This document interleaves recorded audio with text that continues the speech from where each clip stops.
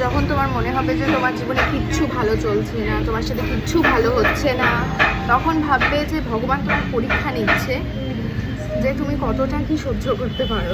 এইটা ভেবেই জীবনে সেই পরীক্ষাগুলোকে উতরে যেও।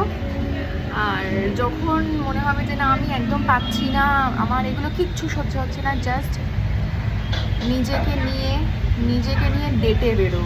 কারুর অপেক্ষায় থেকো না যে তোমার হাত ধরে কেউ তোমাকে প্রিন্সেস ট্রিটমেন্ট করবে বা তোমাকে নিয়ে ডেটে যাবে।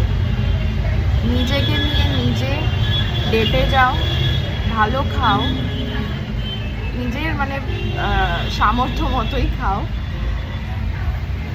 দেন কয়েকটা রিলস দেখো, ওখানে বসে বসে খেতে খেতেই ভাবো, পারলে একটা ডায়েরি থাকলে সেখানে লেখো তোমার মনের কথা, দেন বাড়ি চলে এসো, দেখবে ভালো লাগবে। ট্রাস্ট মি, আমি ভুক্তভোগী, আমি আমার জীবন থেকে লেসেন নিয়েই তোমাদেরকে লেসেন দিচ্ছি।